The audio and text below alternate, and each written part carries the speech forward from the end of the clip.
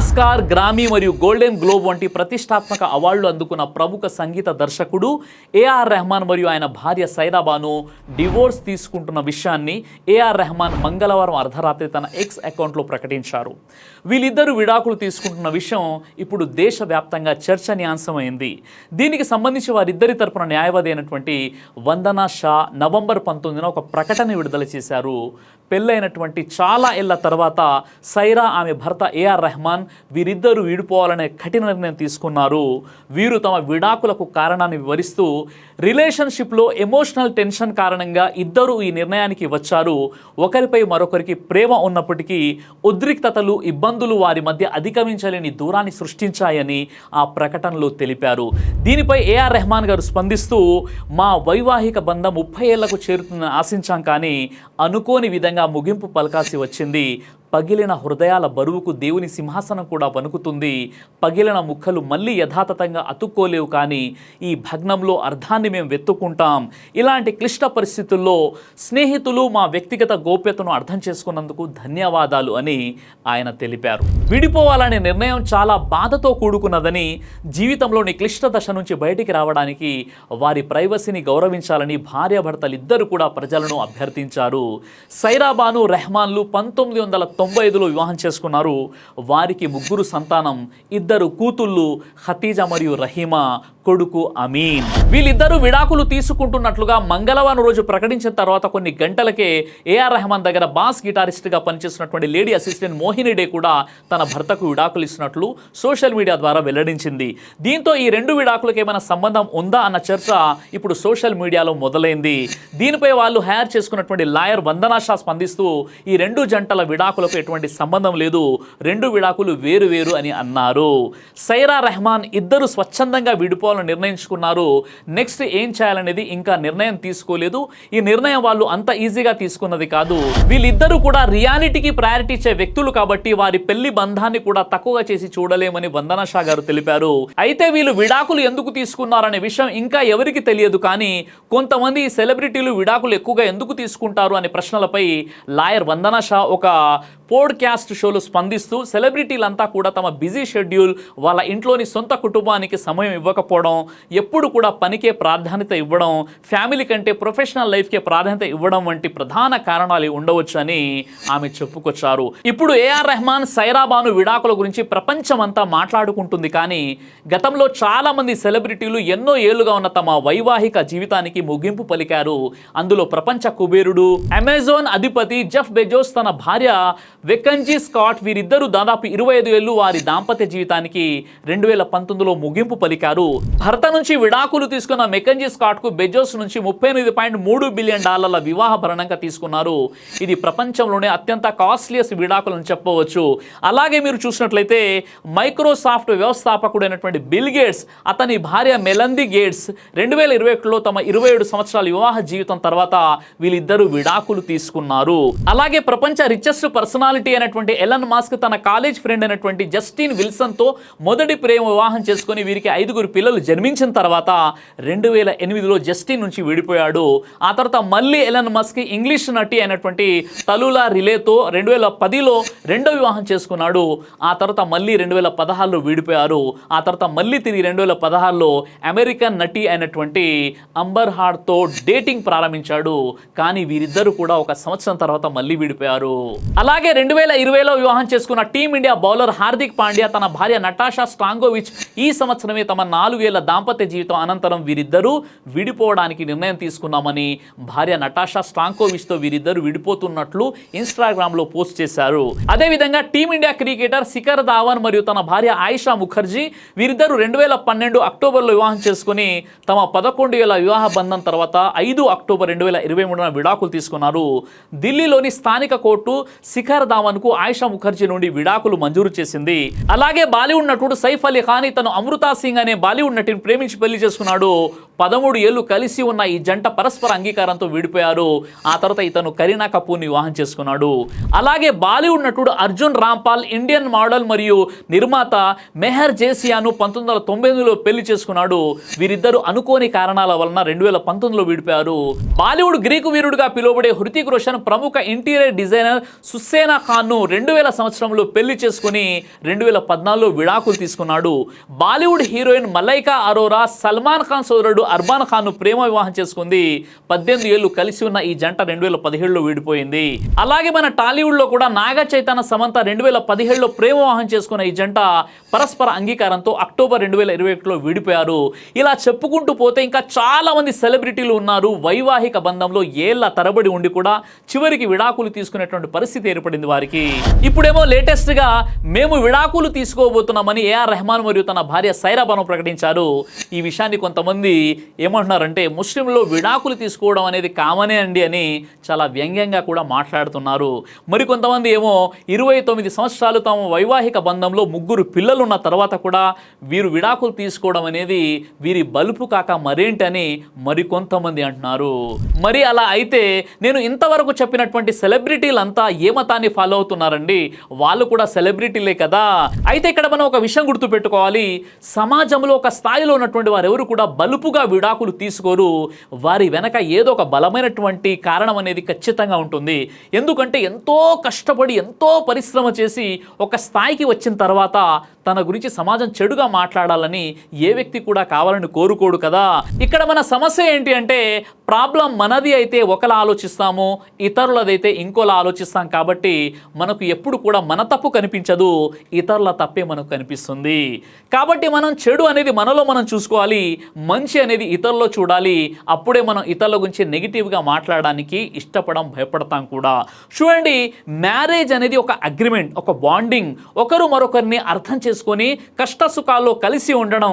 కానీ ఒకరు మరొకరిని అర్థం చేసుకోకుండా భార్యాభర్తలు ఇద్దరి మధ్య విపరీతమైనటువంటి అపార్థాలు ఏర్పడి ఇద్దరిలో ఎవరికైనా మనోవేదన కలిగి ఇక కలిసి జీవించడం ఎట్టి పరిస్థితుల్లో సాధ్యం కాదు అనుకున్నప్పుడు భార్యాభర్తలుగా కలిసి ఉండి రోజు దెబ్బలాడుకొని ప్రశాంతత లేకుండా ఒకరు మరొకరిని విపరీతంగా అనుమానిస్తూ అవమానిస్తూ రోజు గొడవలు పెట్టుకునే బదులు మంచి పద్ధతిలో విడిపోవడమే సరైనటువంటి పరిష్కారం.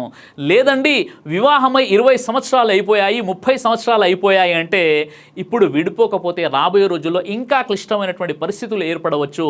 ఒకరికొకరు శత్రువులుగా మారి భర్త భార్యని అయినా చంపవచ్చు, లేదా భార్య భర్తనైనా చంపవచ్చు, లేదా ఎవరిలో ఒకరైనా వారు మానసిక ఆవేదనతో ఆత్మహత్యన చేసుకునే ప్రమాదం కూడా పొంచి ఉండవచ్చు. కాబట్టి మిగిలిన శేష జీవితం ప్రశాంతంగా ముందుకు కొనసాగాలంటే వారు ఏ విషయంలోనైతే మనోవేదన గురవుతున్నారో, ప్రశాంతతే లేకుండా పోయిందో ఆ విషయం నుండి ముందు బయటపడాలి. ఇదే సరైనటువంటి పరిష్కార మార్గం. అయితే మన సమాజంలో చూస్తున్నాం ఈ విడాకులు అనేది కుల మతాలకు అతీతంగా అన్ని వర్గాలలో కూడా ఇప్పుడు విపరీతంగా పెరిగిపోతున్నాయి భార్యాభర్తల మధ్య సరైనటువంటి అవగాహన లేని కారణంగా. అయితే ఇలాంటి విడాకులు ఎప్పుడైనా మనం తెరపై చూసినప్పుడు ఒకవేళ వాళ్ళు సెలబ్రిటీలు అయితే ఆ సెలబ్రిటీస్లో ఒకవేళ వారు గనక ముస్లింలు అయితే ఇక అంతే సంగతులు. పైశాచికత్వం అనేది ఇక నెక్స్ట్ లెవెల్కి వెళ్ళిపోయి వీరి మతం వీరికి ఇదే నేర్పిస్తుందండి అని ఆ విధంగా కామెంట్ చేసేవారు చాలామంది ఉంటారు. అయితే ఇప్పుడు విడాకుల గురించి ఖురాన్ ఏమంటుందో సంక్షిప్తంగా నేను మీకు వివరిస్తాను. ఖురాన్లోని సూర నిసా 4:19లో వారితో ఉత్తమ రీతిలో కాపురం చేయండి. ఒకవేళ వారు మీకు నచ్చకపోతే బహుశా ఏదో ఒక విషయం మూలంగా మీకు నచ్చకపోవచ్చు, కానీ మీకు నచ్చని ఆ విషయంలోనే అల్లా అపారమైన శుభాన్ని పొందుపరచాడేమో మీకేం తెలుసని అల్లా అంటున్నాడు. అంటే ఒకవేళ భార్యలో ఏదైనా ఒక విషయం మీకు నచ్చనట్లయితే అదే విషయంలో మీకు మేలు ఉందేమో అని అల్లా ఈ విషయాన్ని తెలియజేస్తున్నాడు. అలాగే ఖురాన్లోని సూర నిసా 4:35లో మరియు భార్యాభర్తల మధ్య సంబంధాలు తెగిపోతాయనే భయం మీకు కలిగితే భర్త బంధువుల నుండి ఒక మధ్యవర్తిని మరియు భార్య బంధువుల నుండి ఒక మధ్యవర్తిని నియమించండి. వారిద్దరూ సంధి చేసుకోగోరితే అల్లా వారి మధ్య ఐక్యమత్యం చేకూర్చవచ్చు. నిశ్చయంగా అల్లా సర్వజ్ఞుడు, సర్వం తెలిసినవాడు. ఈ వాక్యంలో దైవం స్పష్టంగా తెలియజేస్తున్నాడు. భార్యాభర్తల మధ్య ఏదైనా గొడవ ఏర్పడినప్పుడు భర్త తరపు నుండి ఒక వ్యక్తి, భార్య తరపు నుండి ఒక వ్యక్తి ఉండి వారిని సంధి సంధి కోసం వారిద్దరి మధ్య ప్రయత్నం చేయాలని. ఆ తర్వాత కూడా సంధి కుదర్చినటువంటి పక్షంలో దైవం తెలియజేస్తున్నాడు ఖురాన్లోని సూరా నిసా 4:128లో, మరియు ఒకవేళ స్త్రీ తన భర్త అనాదరణతో ప్రవర్తిస్తాడేమోనని లేదా విముఖుడవుతాడేమోనని భయపడితే వారిద్దరూ తమ మధ్య రాజీ చేసుకుంటే వారిపై ఎలాంటి దోషం లేదు. రాజీ పడడం ఎంతో ఉత్తమమైనటువంటిది అని అల్లాహ్ సుబ్హానహు వ తఆలా ఖురాన్లో తెలియస్తున్నాడు. అలాగే ఖురాన్లోని సూరా తలాక్ నంబర్ 65:2లో, ఇక వారి నిర్ణీత గడువు ముగిసినప్పుడు వారిని ధర్మ ప్రకారంగా వివాహ బంధంలో ఉంచుకోండి లేదా ధర్మ ప్రకారంగా వారిని విడిచిపెట్టండి, మరియు మీలో న్యాయవంతులైనటువంటి ఇద్దరు వ్యక్తులను సాక్షులుగా పెట్టుకోండి, మరియు అల్లాహ్ కొరకు సాక్ష్యం సరిగ్గా ఇవ్వండి. అల్లాహ్ను మరియు అంతిమ దినమును విశ్వసించే ప్రతి వ్యక్తి కొరకు ఈ విధమైన ఉపదేశం ఇవ్వబడుతుంది, మరియు అల్లాహ్ యందు భయభక్తులు కలవారికి ఆయన ముక్తి మార్గం చూపుతాడు. ఈ విధంగా పూర్తి ప్రాసెస్ని దైవం ఖురాన్లో తెలియజేశాడు. అయితే భార్యాభర్తలు ఇద్దరి మధ్య ఏదైనా గొడవలు ఏర్పడినప్పుడు ముందు కలిసి ఉండడానికి ప్రయత్నం చేయండి. ఆ తర్వాత పెద్ద మనుషుల్ని కూర్చోబెట్టి మీ సమస్యని మీరు పరిష్కరించుకోండి. ఆ తర్వాత కూడా మీరు విడిపోవడమే శ్రేయస్కరంగా భావించినట్లయితే మీరు పద్ధతి ప్రకారంగా వారిని వదిలిపెట్టండి. అయితే ఈరోజు సమాజంలో పెరిగిపోతున్నటువంటి కొన్ని విడాకులు ఏవైతే ఉన్నాయో, చిన్న చిన్న సమస్యల కారణంగా కూడా విడాకులు కోరుకుంటున్నారు. వీరి గురించి ప్రవక్త ముహమ్మద్ సల్లల్లాహు అలైహి వసల్లం వారు ఏమన్నారంటే, అబూ దావుద్ హదీస్ నంబర్ 2226, తిర్మిజీలోని హదీస్ నంబర్ 1187, ఇబ్నే మాజాలోని హదీస్ నంబర్ 2055లో ప్రవక్త వారు ఈ విధంగా తెలియజేశారు. ఏ భార్య అయితే భర్తలో ఎలాంటి లోపం లేనప్పటికీ అతనికి హులా అంటే విడాకులు ఇవ్వదలుస్తుందో అలాంటి స్త్రీపై స్వర్గపు సువాసన కూడా హరాం చేయబడుతుందని చెప్పారు. అలాగే ప్రవక్త ముహమ్మద్ సల్లల్లాహు అలైహి వసల్లం వారు తెలియజేశారు, ధర్మ సమ్మతమైనటువంటి పనులలో అల్లాహకు ఇష్టం లేనిది విడాకులు తీసుకోవడం అని చెప్పారు. అలాగే ప్రవక్త వారు ఇలా కూడా చెప్పారు, ఎవరైతే విడాకులు తీసుకుంటారో అప్పుడు అల్లాహ్ యొక్క సింహాసనం కదిలిపోతుందని. ఈ విధంగా విడాకులను ఇస్లాం ధర్మం ప్రోత్సహించడం లేదు. కానీ ఎవరైతే కలిసి ఉండడం చాలా కష్టమైపోతుందో, ఇక వారు భార్యాభర్తలుగా ముందుకు కొనసాగడం చాలా నష్టంతో కూడుకున్నటువంటి విషయం అవుతుందో, అప్పుడు రోజు కలిసి ఉండి దెబ్బలాడుకునే బదులు, ఒకరిపై ఒకరు నిందలు మోపుకునే బదులు, ఒకరు మరొకరిని అనుమానిస్తూ అవమానిస్తున్నటువంటి సందర్భాలు ఏర్పడినప్పుడు, ఇక విడాకులే శరణ్యం అనుకున్నప్పుడు ఖచ్చితంగా పద్ధతి ప్రకారంగా వారు విడాకులు తీసుకోవచ్చని కూడా ఖురాన్లో ఈ విషయం మనకు కనిపిస్తుంది. అయితే ఇప్పుడు ఏఆర్ రెహమాన్ గారు తన భార్య అటువంటి సైరా బాను వీరిద్దరూ విడాకులు తీసుకోబోతున్నామని ప్రకటించారు. ఇంకా పూర్తి ప్రాసెస్ అయితే అవ్వలేదు. ఏమో ఎవరికి తెలుసు, మళ్ళీ వారు కలిసిపోతారేమో. మనమైతే మంచి కోసం ప్రార్థన చేయాలి, మంచిగా కామెంట్ చేయాలి, మంచిగా ఆలోచించాలి. అలా కాకుండా ఏది తోస్తే అదే కామెంట్ చేయడము, ఎవరికి నచ్చినట్లుగా వారు మాట్లాడుకుంటూ వెళ్ళినట్లయితే సమాజంలో ప్రతి వ్యక్తికి ఒక ప్రైవసీ అనేది ఉంటుంది, ప్రతి వ్యక్తికి ఒక ఆత్మ గౌరవం అనేది ఉంటుంది. వారిని కించపరుస్తూ మనం ఎట్టి పరిస్థితుల్లో మాట్లాడకూడదు. ఎందుకంటే ఆ సిచ్యువేషన్ అనేది వారికే తెలుసు. వారి జీవితంలో ఎలాంటి మనోవేదన గురైపోతున్నారు, ఎంత ఇబ్బంది పడిపోతున్నారు, ఎంత ప్రశాంతత కోల్పోతున్నారు అనేది వారి జీవితం గురించి వారికే తెలుసు, మనకు తెలియదు కదా. వారి జీవితంలో వారు వివాహం చేసుకోవచ్చు, విడాకులు కూడా తీసుకోవచ్చు. వారి జీవితం వారి ఇష్టం. కేవలం మనం ఏదైనా సలహాలు ఇవ్వచ్చు, వారి కోసం ప్రార్థన చేయవచ్చు, వారి కోసం మంచిగా ఏదైనా ఆశించి ఒక మంచి కామెంట్ చేయవచ్చు, ఒక మంచి వీడియో చేయవచ్చు, అంతవరకే తప్ప ఒకరి జీవితంలోకి వెళ్ళిపోయి మనకు తోచినట్లుగా మనకి ఇష్టం వచ్చినట్లుగా కామెంట్స్ పెడుతూ వారి యొక్క ప్రైవసీ లైఫ్ని బజారుకు ఇచ్చేటటువంటి ప్రయత్నం ఎట్టి పరిస్థితుల్లో చేయకూడదు. కాబట్టి ఈ వీడియో గురించి మీ అభిప్రాయం ఏంటో కామెంట్ ద్వారా తప్పనిసరిగా నా వరకు చేరవేయండి. దైవ ప్రవక్త ముహమ్మద్ సల్లల్లాహు అలైహి వసల్లం వారు తెలియజేశారు, కడుపుకు సంబంధించినటువంటి అన్ని రకాల వ్యాధులకు అద్భుతమైనటువంటి ఔషధం తల్బీనా. ఇది దైవ ప్రవక్త వారి సున్నత్, మంచి ఆహారం, ఇమ్యూనిటీ బూస్టర్, ఇందులో షిఫా ఉంది. ఇది మంచి ఔషధంగా కూడా పనిచేస్తుంది. కాబట్టి పిల్లలు అయినా పెద్దలు అయినా ఎవరైనా దీనిని ఉపయోగించవచ్చు. అలాగే ఖురాన్లో దైవం తెలియజేశాడు, తేనెలో మీకు స్వస్థత ఉంది అని. కాబట్టి స్వచ్ఛమైనటువంటి ఫారెస్ట్ హనీ కోసం మీరు సంప్రదించండి.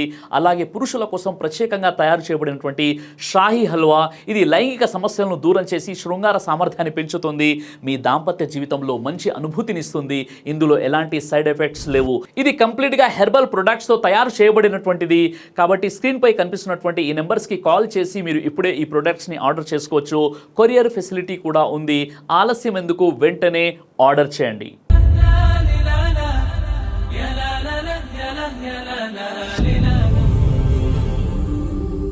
బ్రదర్ సిరాజ్ అని యూట్యూబ్ ఛానల్ని మీరు సబ్స్క్రైబ్ చేసినట్లయితే ఇన్షాల్లా దేవచిత్తం అయితే మీకు వీడియోస్ వస్తుంటాయి. అదేవిధంగా బ్రదర్ సిరాజ్ అనేటటువంటి ఫేస్బుక్ని కూడా లైక్ చేయడం వల్ల మీకు వీడియోస్ వస్తుంటాయి.